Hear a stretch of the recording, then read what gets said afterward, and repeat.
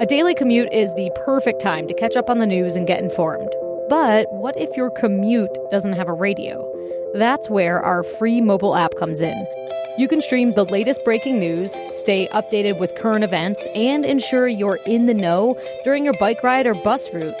Turn your commute into a journey of knowledge and discovery when you download the free Boise State Public Radio mobile app today.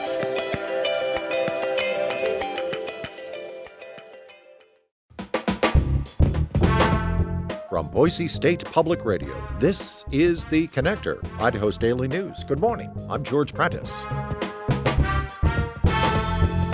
Today we'll tell you what is closed on this Indigenous Peoples Day.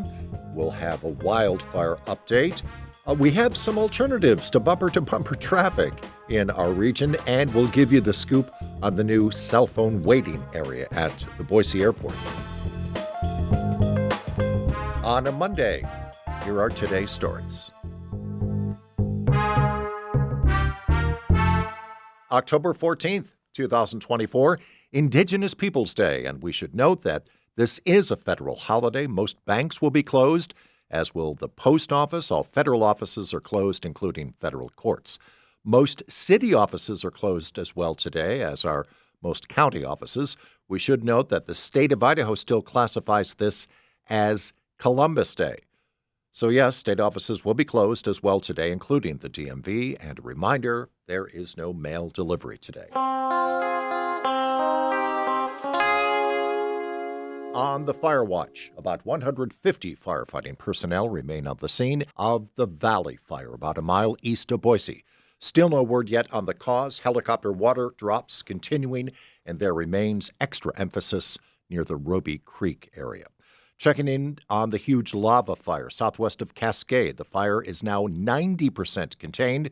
Jason Foreman is with the field operation on the scene, and he says the southern edge of the lava is getting some extra help. We got Boise hot shots plugged in, got them set up with a good solid spike camp and a heli spot, and they're going to address this piece of open line clear up to Gabe's bathtub area. And that's Gabe's Bathtub, a small pond north of Ola, Idaho. Checking in on the massive Wapiti fire, it has burned 128,000 acres and now has 120 firefighting personnel on the scene.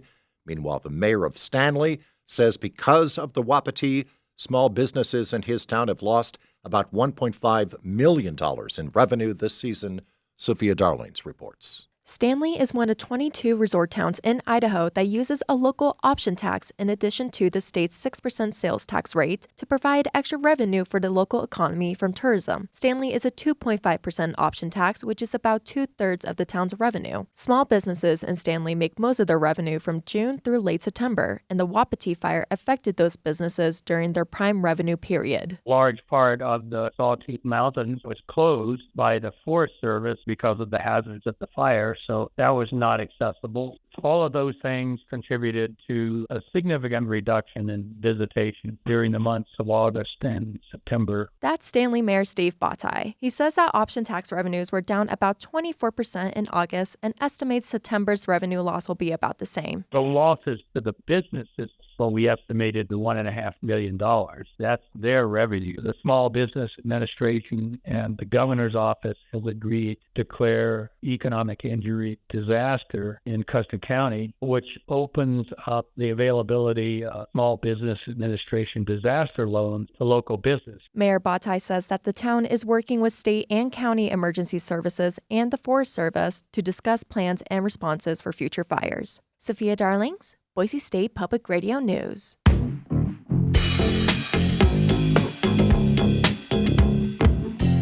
Depending on your commute, you could end up in bumper-to-bumper traffic this month, but the Eddy County Highway District has another idea. Ways to get around town rather than driving solo, and a lot less frustrating. Jamie Geary tells us more. Last month for a day, a street on the Boise Bench was closed to cars for the Boise Bicycle Project's Open Streets Boise event. The ACHD was there talking about its commuter ride initiative, which encourages different ways to travel to work. We're really trying to take those miles off of the road. And so however people can do that, we want to be able to give people choices, whatever works for them. That's commuter ride manager Nicole Stern talking about the Ride-tober program taking place this October. Stern says the program's goal is to make Boise commuters aware they can walk, carpool, take a bus, or ride a bike to get around the city. Stern says Ada County residents can sign up on sharetheride.com and get access to a map of green transportation options. So it'll give them carpool partners, bike routes, van pool routes, bus transit routes, so they can get to and from work using green transportation. Participants can track these rides for their daily commute and see gas and carbon emissions saved. Recorded trips will be added to a county-wide leaderboard, and those who track multiple days per week will be entered in prize drawings for digital gift cards. Jamie Geary, Boise State Public Radio News. If you are picking up friends or family from the Boise Airport beginning tomorrow, you'll now have to wait a short drive away. As James Dawson reports, officials have relocated the so-called cell phone waiting area a few miles to the west. The new cell phone waiting lot off of Curtis and Victory roads can handle more than triple the number of vehicles than the current area. Sean Briggs manages parking at the Boise Airport. He says cars routinely line up down the block during peak pickup times, delaying others trying to get to the arrival ramp or rental car facility. We wanted to eliminate that where cars backing up weren't in drive lanes. It wasn't blocking access to our other parking facilities. Simply put, we'd outgrown it. The new cell phone waiting area is next to Boise Airport's economy parking lot and can expand its capacity as needed. Officials will permanently close the current waiting strip after tonight's final flight arrival. James Dawson, Boise State Public Radio News. And that is today's episode of The Connector. I'm George Prentice. We'll see you back here Tuesday. To stay in touch with the news between now and then, check out boisestatepublicradio.org or download the free Boise State Public Radio app.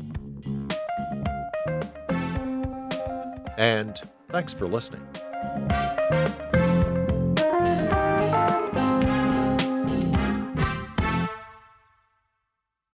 The candidates for November are set. I know Donald Trump's type. Between now and Election Day, we are not going back. A campaign season unfolding faster. Kamala Harris is not getting a promotion Than any in recent history. Make America great again.